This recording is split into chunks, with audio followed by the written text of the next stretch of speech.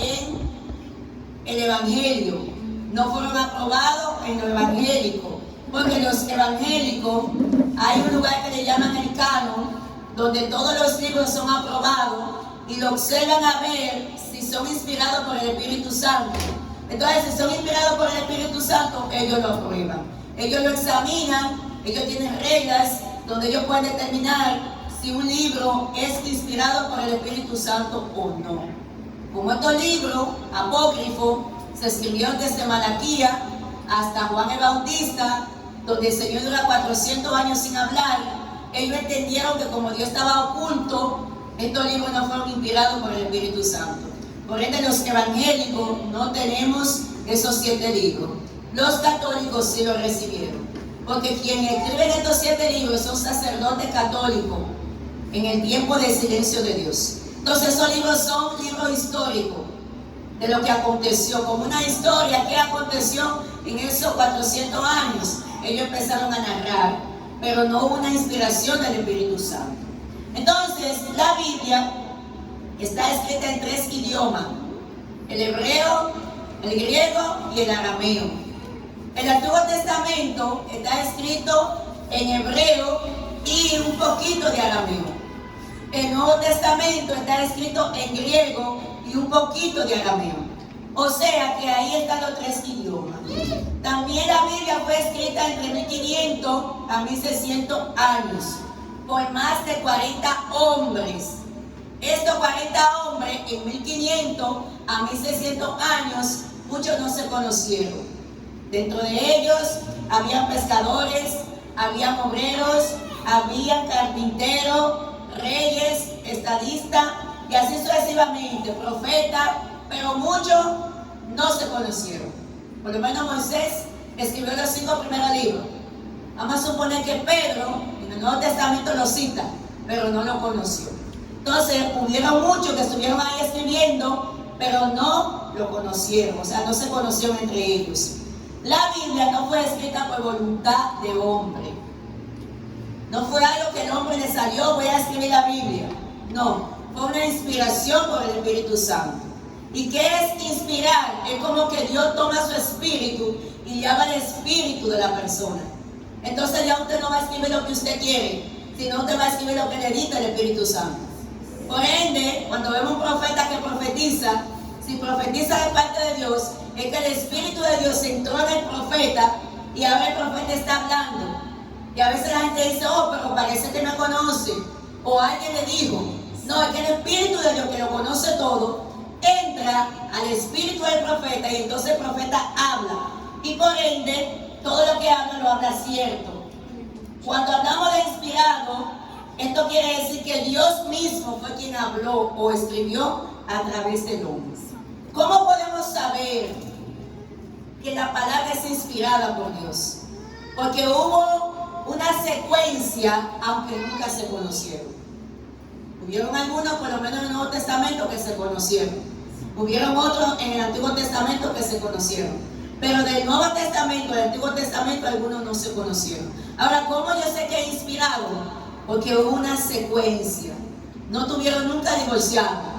Uno escribía una cosa y el otro le daba continuidad. Podemos ver en el Salmo 22.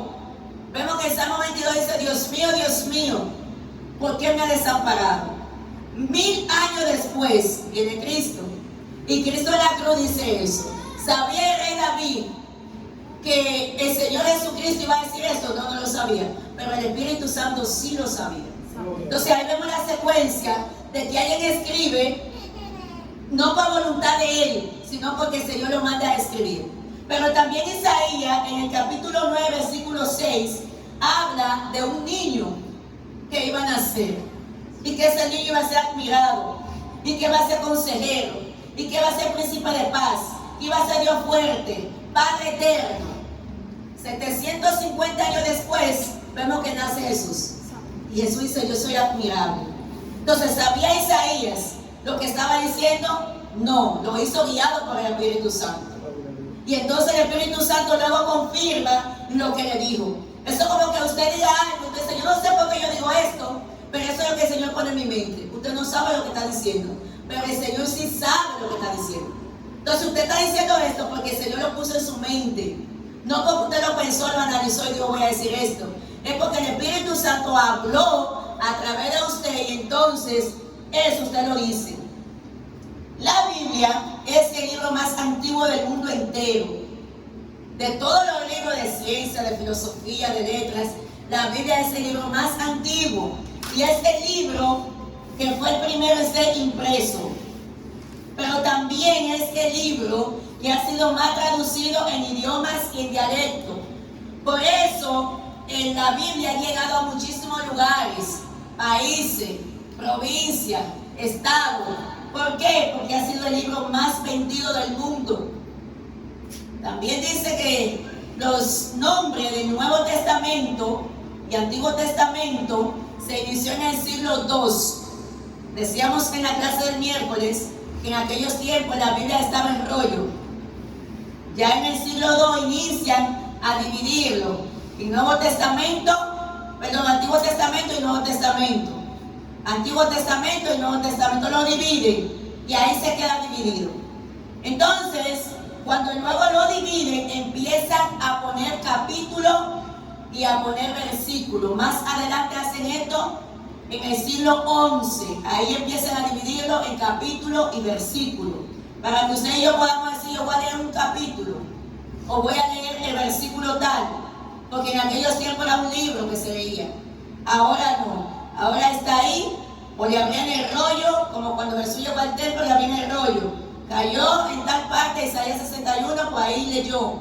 Ahora no, ahora tú dices, voy a buscar el capítulo tal, o el versículo tal, y empieza entonces a leer. ¿Quién determina que esto se divide en versículo y en capítulo? O en capítulo y en versículo. Dice quien hace esto es un erudito llamado Lanfranco, que él empieza diciendo, hay que poner capítulo, hay que poner versículo, para que la persona pueda entender más la palabra. Luego entonces continúa en esto, uno que le llaman Stiegler, eso fue en el 1551, dividiendo el capítulo, dividiendo el versículo. La Biblia, en sus inicios, fue escrita en piedra, en barro y en cuero. Al transcurrir los años, luego pasa a ser escrito a mano, en papiro, y después más adelante, en el siglo IV, entonces fue escrito en pergamino. O sea, la Biblia fue evolucionando poco a poco, hasta que llegara donde nosotros. La Biblia ha sido usada por varios autores. Podemos ver que personas que hacen películas usan la Biblia, que ellos son los que trabajan en teatro. Los cantantes, adoradores que son músicos usan la Biblia. Muchos literatos usan la Biblia. Entonces la Biblia ha sido muy usada. La Biblia no se puede interpretar privadamente. O sea, yo leo la Biblia y yo la interpreto privadamente. No, así no. El dueño de la Biblia es el Espíritu Santo. Y para yo poder interpretar la palabra de Dios, el Espíritu de Dios tiene que estar en mí, no que me visite. Porque a veces el Espíritu Santo visita de tiempo en tiempo a una persona. Para nosotros poder leer y entender, tenemos que tener al Espíritu Santo habitando en nosotros. Alabado sea el nombre de Jehová. Entonces, cuando el Espíritu Santo habita en nosotros, vamos a leer la palabra y la vamos a entender. Aleluya. Los abogados leen la Biblia. Pero si el Espíritu Santo, que es el dueño de la Biblia, no está en ellos, la van a leer y no la van a entender. Lo van a leer como un libro normal. Que ellos van a leer lo que está ahí, pero no van a asimilar en su cerebro lo que le quiere decir esa palabra. También los presidentes de la República Dominicana y de algunos países leen la Biblia, pero la leen y no la interpretan. ¿Por qué no la interpretan? Porque el dueño de la Biblia, que es el Espíritu Santo, muchas veces no está en ellos. Los médicos leen la Biblia, porque los médicos hacen un juramento. Lo único que muchos no lo cumplen, pero hacen un juramento ante Dios y ante los hombres: no deja morir vida, haya dinero o no haya. El único problema es que cuando no hay dinero, la dejan morir. Pero ellos leen la Biblia. Pero también los ateos leen la Biblia para contradecir, para discutir, para muchas cosas, pero la leen. Entonces, ¿cómo ellos pueden entender cuando tienen el Espíritu Santo con ellos. Si el Espíritu Santo no está con ellos, por lo más que lean, ellos van a decir, ahí dice tal cosa, pero no lo van a asimilar. Lo van a leer, pero no van a tener un entendimiento claro para asimilar lo que quiere decir eso. Entonces, en el siglo IV, había un obispo, que era romano, y él le pidió a Jerónimo que le hiciera una Biblia llamada la Vulgata. Yo sé que ustedes la han oído. Esta Biblia solamente la podían usar algunas personas. La Biblia de la Vulgata solamente la usaban las personas adineradas, la persona bien letrada y los sacerdotes. O sea, que cuando la gente iba a la misa o iba a la iglesia, no entendían nada, porque esta Biblia estaba en latín.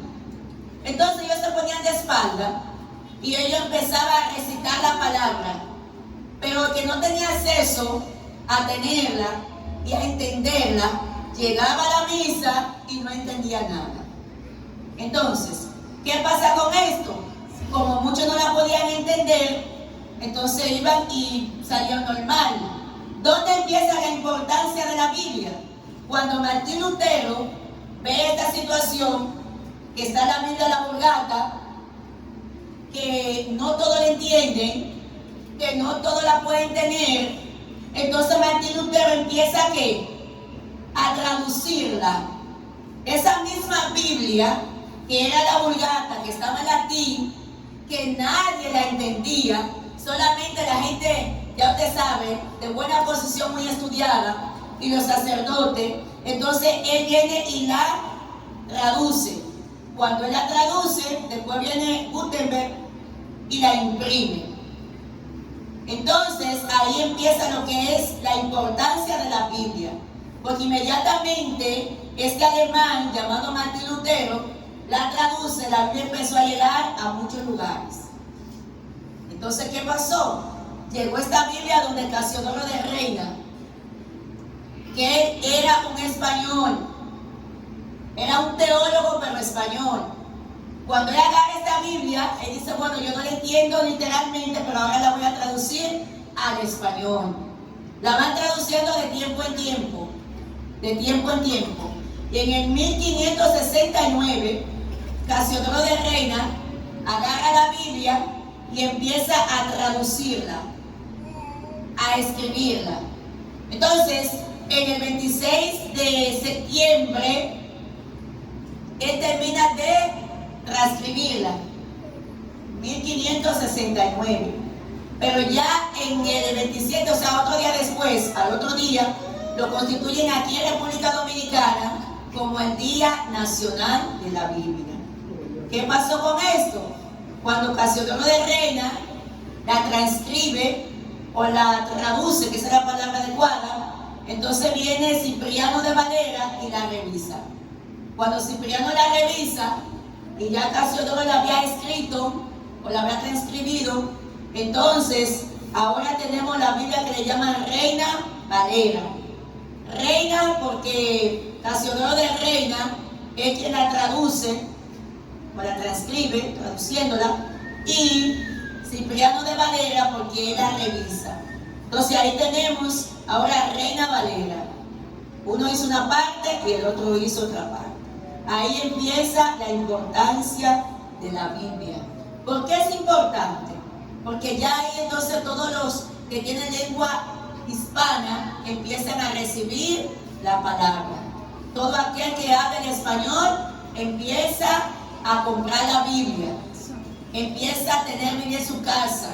En aquellos tiempos no había Biblia en la casa, no todo el mundo podía tener una Biblia.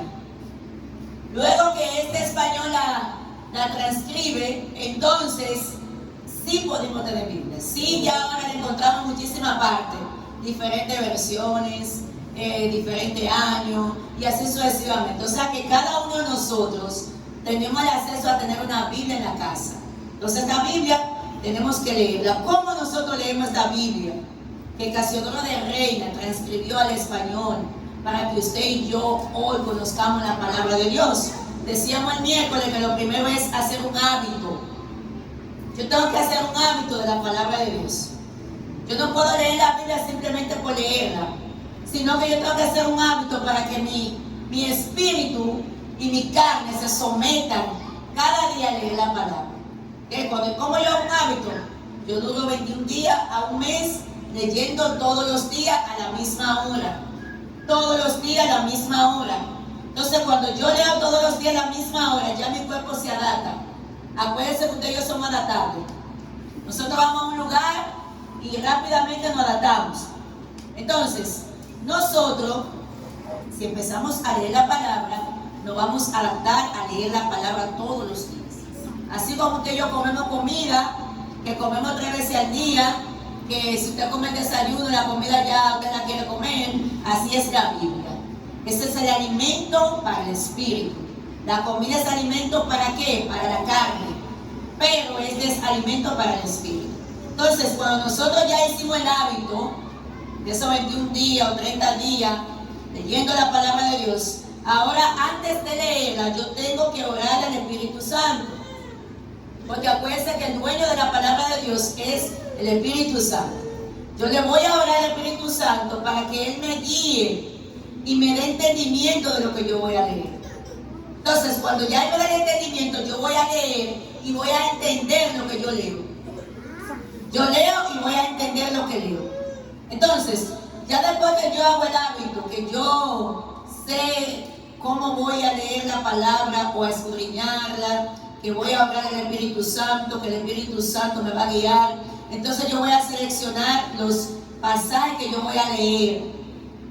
Tengo que leer los pasajes bíblicos completos. No puedo nada más leer un versículo. Si usted lee donde le abrió la Biblia, amén, pero lea el capítulo completo.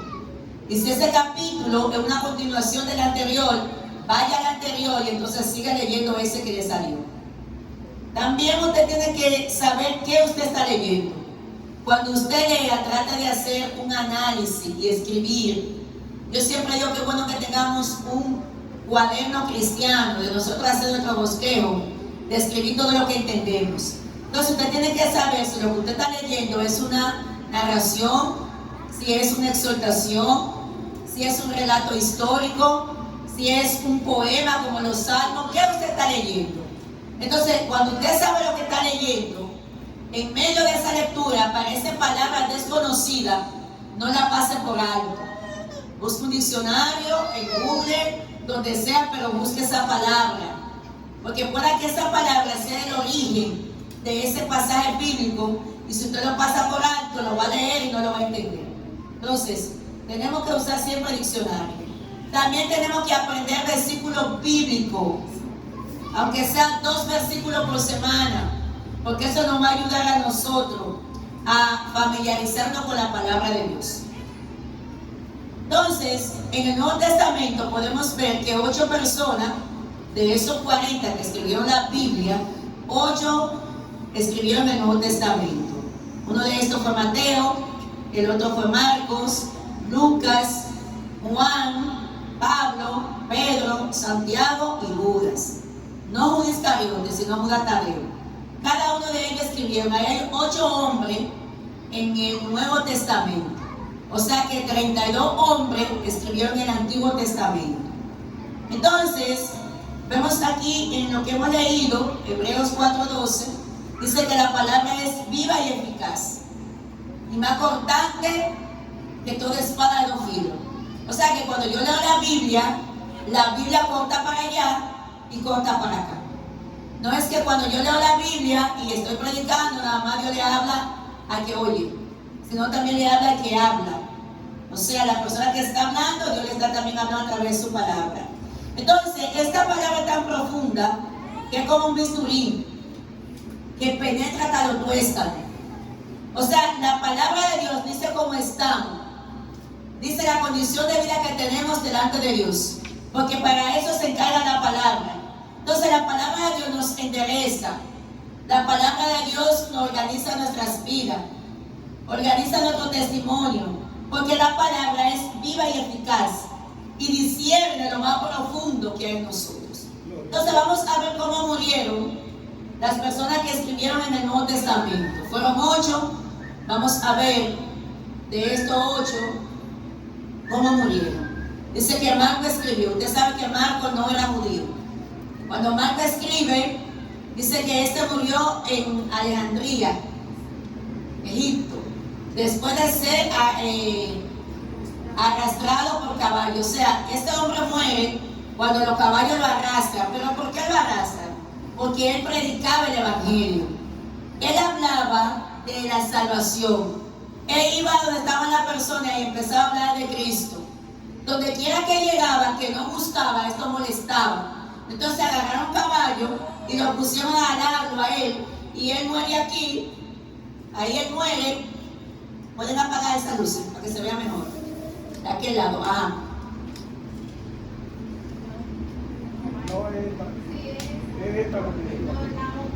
La otra.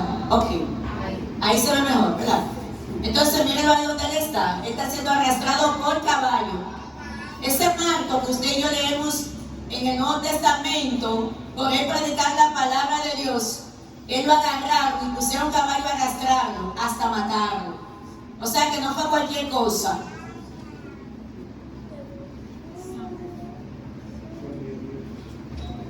Pero también vemos a Lucas, era un médico.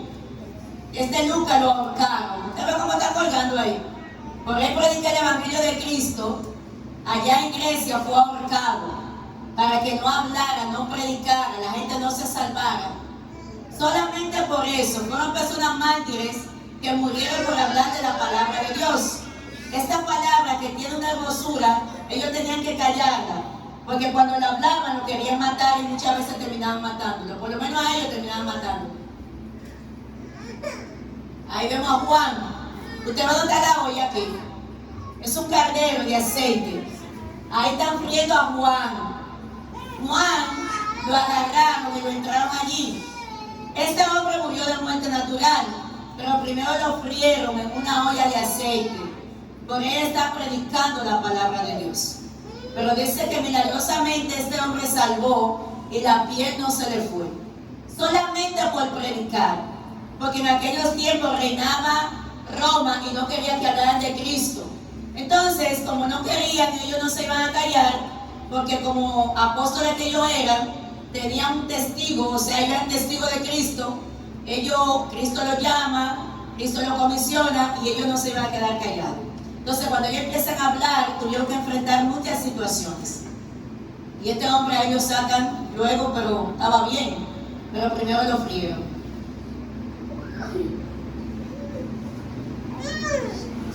Aquí vemos a Pedro. Mira, Pedro lo tienen crucificado, mira ahí los clavos. Así como al maestro, lo único que Pedro lo hicieron con la cabeza hacia abajo, porque él le pidió a sus verdugos que por favor lo pusieran con la cabeza hacia abajo, porque él no era digno de morir como su maestro. Le ponen los pies aquí y lo están a sí mismo crucificando. ¿Por qué lo hacen? Para que no predique el Evangelio, para que no hable de esta Biblia, de las Sagradas Escrituras.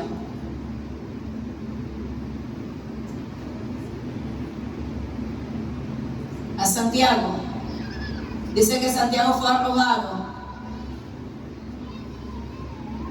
Santiago era el líder de la iglesia de Jerusalén y fue arrojado a más de 30 metros del... Ese vernáculo era donde Satanás le dijo a Jesús que subiera cuando estaba en el desierto. Dice que a él le dijeron que no podía predicar. Y cuando él subió allá arriba empezó a predicar y alguien lo lanzó de allá arriba. Cuando él lo lanzan a Santiago que no muere, entonces lo terminaron a matar, dándole pedra. Empezaron dándole con una piedra hasta matarlo. Porque el objetivo era que se callara, que no hablara de Cristo. Ese otro Santiago, dice que era Santiago, hijo de Zebedeo, que era un pescador. Esa era su profesión. Y dice que él, cuando Jesús lo llamó en toda su vida, o sea, ese era su trabajo, trabajar en la pesca. Dice que fue un fuerte líder de la iglesia James, fue decapitado. O sea, a este hombre le cortaron la cabeza allí en Jerusalén. Entonces, ahí vemos el cuchillo, como le está cortando, o el machete, no sé, por predicar el Evangelio de Cristo. O sea, lo decapitaron.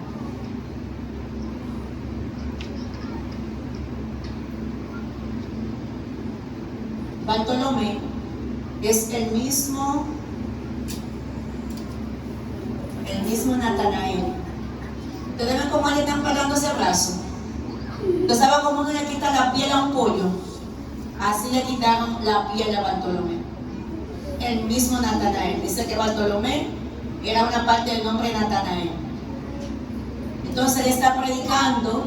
Este Bartolomé, también conocido como Natanael, era un misionero en Asia y fue testigo de nuestro Señor en la Turquía actual. Bartolomé fue martirizado y luego entonces, como usted ve que está ahí, que yo no lo puse porque se veía muy sangriento, él se muestra en otra lámina cómo le pelan el cuerpo completo, pelado. Estando él vivo le van quitando la piel a sangre fría, lo van pelando hasta que él muere de dolor.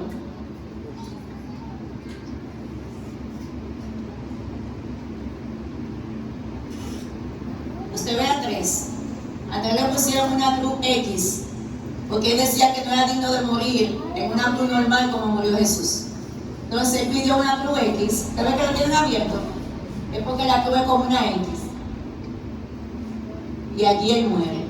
Dice que Andrés fue crucificado en una cruz en forma de X. En Patrias, Grecia, después de ser azotado, fue azotado severamente por 7 soldados. Entonces luego lo mataron. Lo crucificaron ahí y luego lo mataron.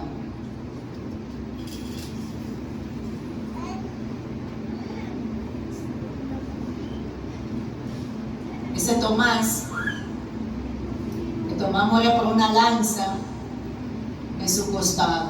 Así mismo, como él no creía o sea, si el Señor había resucitado, que puso la mano en el mismo costado que puso la mano, luego a él lo mataron con una lanza. Era un misionero, pero murió así.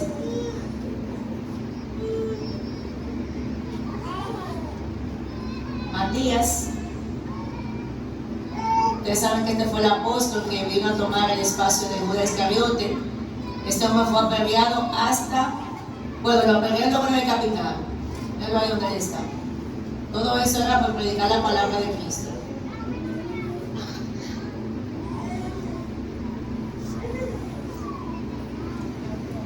Y aquí vemos a Pablo.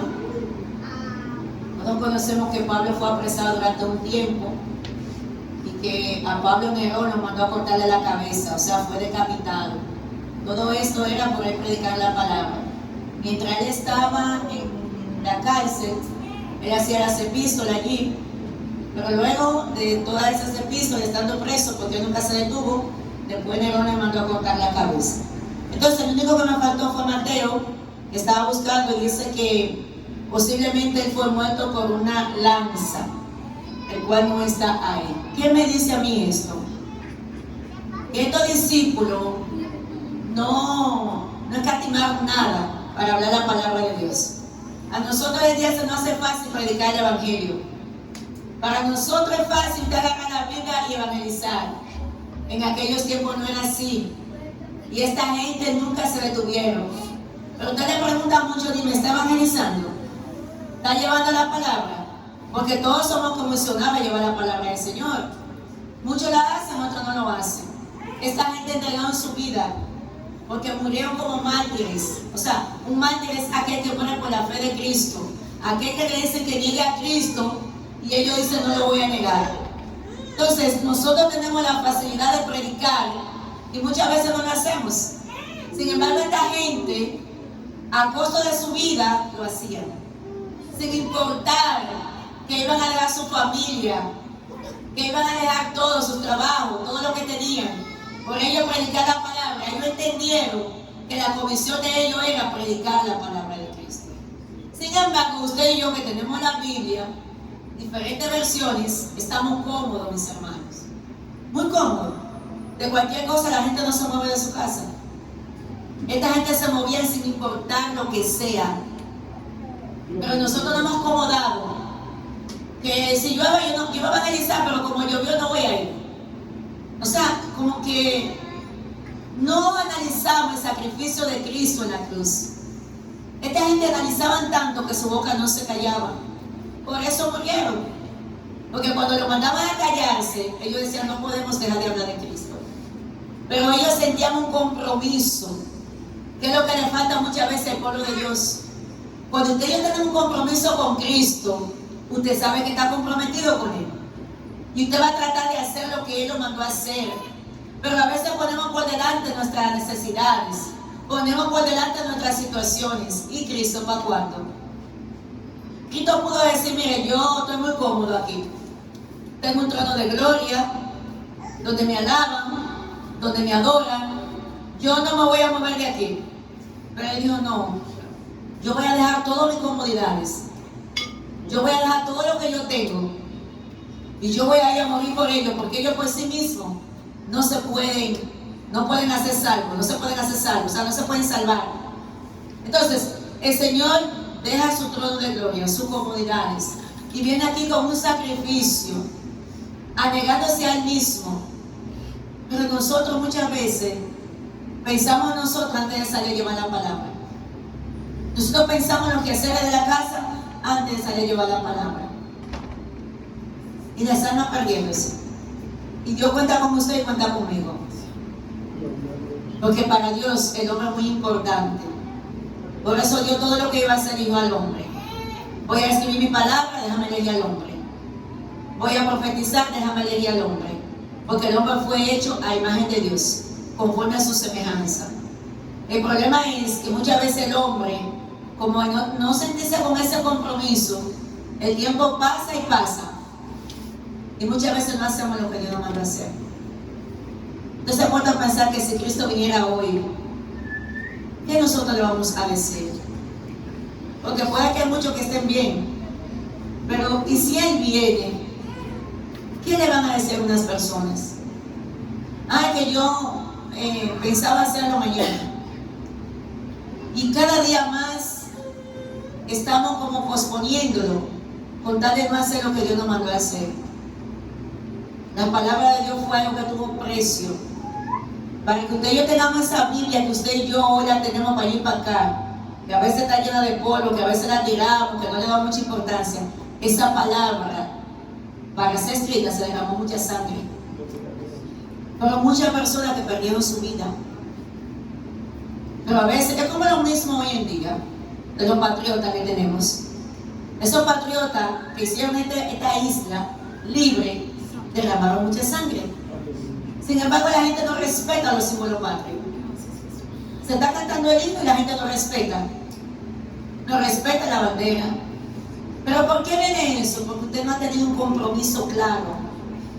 Cuando usted tiene un compromiso, usted se pone en el lugar del otro, y yo también, para hacer las cosas como el Señor quiere que las hagamos.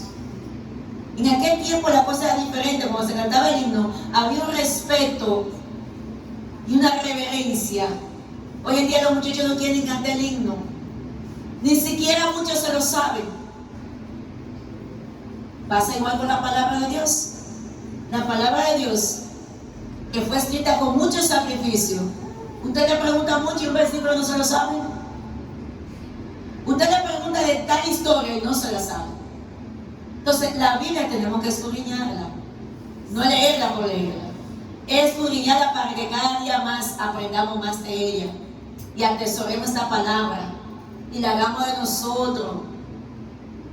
Porque cada vez que yo veo a esa gente como murieron, para dejarle a usted y a mí esta enseñanza, eso es lo que pesa. Porque hay gente que van a pensar, no, yo primero mi casa. No, porque mi casa es el primer ministerio. Sí, yo no sé, pero hay una comisión que Dios te dejó, que muchas veces no estamos cumpliendo con ella. Póngase de pie. Padre celestial, soberano y eterno, a ti te damos toda gloria, Señor, y te damos toda honra, Padre. Reconocemos que eres un Dios bueno, un Dios maravilloso, un Dios todopoderoso. Padre celestial, Dios mío, ayúdanos cada día más a comprometernos con su palabra, a llevar esta palabra, Dios mío, donde la necesitan. Padre, en el nombre poderoso de Jesús, que la gente siente ese deseo de predicarle a otro, que la gente siente el deseo de evangelizar a otro.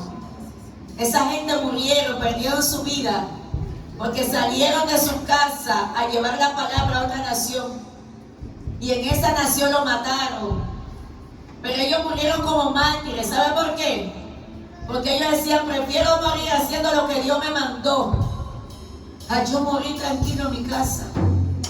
Porque dice la palabra que el que pierde la vida por amor a Dios la va a hallar, pero el que la salva sin hacer lo que Dios, aleluya, lo mandó a hacer, la va a perder. Esto es algo que tiene peso. El evangelio de Dios tiene peso. Y cada una de estas personas pensaban en que ellos vieron a Jesús, en que ellos caminaron con Jesús, en que ellos vieron cómo crucificaron a Jesús, en que ellos vieron cuando Jesús resucitó, en que ellos vieron cuando Jesús ascendió al cielo. Y ellos dicen: yo no me puedo callar, no podemos dejar de hablar esta palabra. Donde quiera que ellos llegaban y hablaban la palabra, había un cambio. Por eso lo mataban, porque trastornaban el lugar donde llegaban. Esta gente, aleluya, no llegaban y la cosa seguía igual. Donde ellos llegaban, la cosa cambiaba. Y por eso lo mataban. Porque ellos decían: pero Dios, han traído algo diferente a lo que tenemos. Y como no lo entendían, entonces lo mataban. Nosotros tenemos un compromiso con Cristo, y es llevar la palabra de Dios. Padre, yo te alabo. Padre, yo te alabo. Padre, yo te alabo. Dios está levantando a su pueblo que sea incansable, porque Dios nos va a preguntar a nosotros si hemos cumplido con lo que nos mandó a hacer. Personas con llamado poderoso que vienen sentados, lo tienen engavetado con una pequeña situación. Y Dios te dice: enamórate de mí, busca primeramente el reino de Dios y su justicia, trabaja bien, dice Dios, que después que trabajamos viene la bendición. Después que Adán le trabajó al Señor, entonces Dios lo bendijo con una compañera. Pero la gente quiere buscar las añadiduras primero. Padre, en tu mano estamos. Te amamos, Rey. Oh, mi alma te bendice. Yo bendigo el nombre de Jehová. Eres un Dios maravilloso. Padre, toma en tus manos. Gracias, Señor.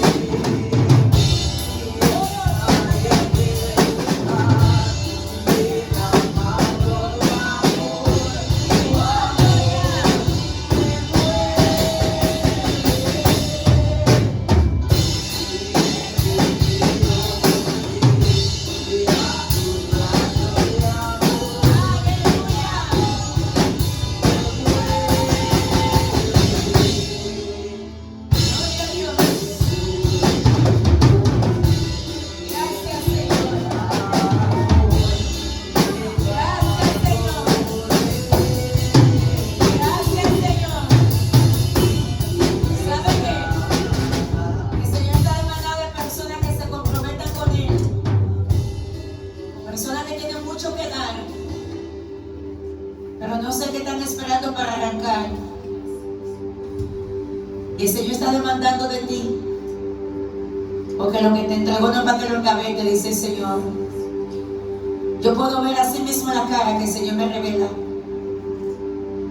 Personas que están esperando una palabra tuya, dice Dios, y tú la tienes guardada allí. ¿Para cuándo? Dice el Señor. Es el tiempo de hablar mi palabra. ¿Sabe por qué Cristo no ha venido? Porque nosotros mismos tenemos que alinearnos con el Señor. Por su amor y su misericordia, Él no ha venido para que muchos no se pierdan. Padre, en tu mano estamos. Cada uno de nosotros estamos en tus manos, Señor. Te pido, Dios, que trabaje nuestro corazón y nuestra mente, que nos ayude, Dios, a serte fiel, así como usted es fiel con nosotros. Dios está demandando que saque tiempo para Él. A veces sacamos tiempo para el trabajo, para muchas cosas, y a Dios lo tenemos en quinto, sexto lugar. No es eso que Él está demandando. Dios quiere que sea el centro de tu vida, que entienda que todo lo que tiene nos lo ha dado Él, que todo lo que tenemos Él nos lo ha dado. ¿Y por qué ponerlo en quinto lugar a Él? Si por su misericordia lo tenemos. Padre, ayúdanos a ser fiel, Dios mío. Ayúdanos, Dios. Espíritu Santo de Dios. Oh, mi alma te bendice. Aleluya. Oh, mi Señor. Oh,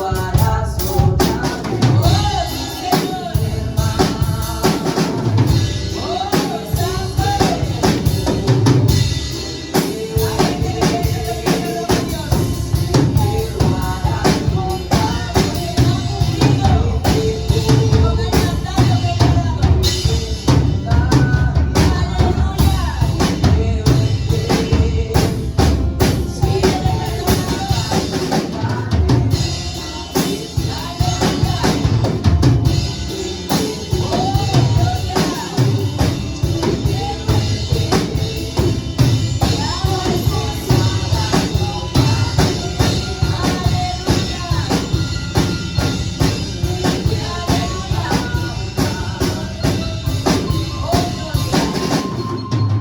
Oh, gloria. La Biblia dice que tenemos que predicar esta palabra a tiempo y fuera de tiempo. Si no tienes tiempo, cuando te vayas para la universidad o para el trabajo, llévate un tratadito en las manos. Y aunque vaya a trabajar lo secular, ven en camino haciendo lo espiritual. Porque hay gente que carece de tiempo, pero hay otro que no se planifica. Tú coges los trataditos y tú vas diciéndole a la gente quién es Cristo. Le va entregando el tratado y le va predicando. Que tal vez no vengan para esta iglesia, pero una palabra puede cambiar el destino de una persona. No te quedes tranquila porque no tiene tiempo. Y es que no te ha organizado, no te ha planificado. Porque a veces vamos en la calle a hacer una diligencia y llevamos los trataditos y le hablamos a la gente de Cristo. Y ahí estamos predicando fuera de tiempo. Es necesario que predique la palabra. Todas personas estamos llamados a hablar, a dar por gracia lo que por gracia hemos recibido. No me diga que usted no tiene arte para predicar. Tal vez usted no tiene arte para coger un micrófono y una plataforma. Pero para usted hablar a la gente de la gracia de Cristo, de la misericordia de Dios, para eso usted no tiene que tener mucho estudio. Solamente tiene que hacerlo. Lo que pasa es que el hombre se justifica mucho para no cumplir con lo que Dios lo mandó a hacer. Y qué pena sería que el Señor empiece a decirle: ya está bien, lo que te mandé a hacer no lo hagas, porque ha perdido demasiado tiempo. Hay veces que uno va a querer tener tiempo y ya va a ser tarde. Para en tu mano estamos. Señor, ayúdanos a pensar cada día más el compromiso que tenemos contigo, Señor. Padre, en el nombre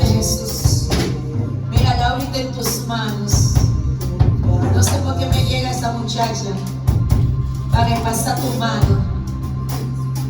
tu mano sanadora sobre ella.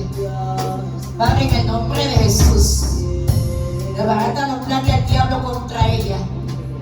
En el nombre de Jesús, guarda su casa. Padre, guarda esta muchacha. En el nombre poderoso de Jesús. Padre, aséate, Dios mío, en su hogar. Establece tu orden. Saca todo lo que no te agrada de allí. En el nombre poderoso de Jesús. Por el poder de tu palabra. ¿Sabes qué, mujer? Yo hace mucho tiempo que te he estado llamando a ti. Y tú lo has estado posponiendo. Y Dios quiere hacer contigo cosas lindas. Por su misericordia. No te entretengas tanto en lo que hacer. Porque la Biblia dice que todo lo terrenal va a pasar, pero su palabra permanece para siempre. Y bienaventurada el hombre o la mujer que tiene llamado de parte de Dios. Eso no es cualquier cosa. Y eso hay que cuidarlo, venerarlo y trabajarlo. No te desanimes. Mira a Cristo y haz lo que Él te mandó a hacer. Padre, te damos gracias. Gracias, Señor, por tu palabra. Adoramos y glorificamos tu nombre. Gracias, Señor Dios mío, porque usted cada día más nos enseña su palabra. Te pido, Dios mío, que nos ayude a vivirla, Dios. Que nos ayude a predicarla, Padre. En el nombre poderoso de Jesús.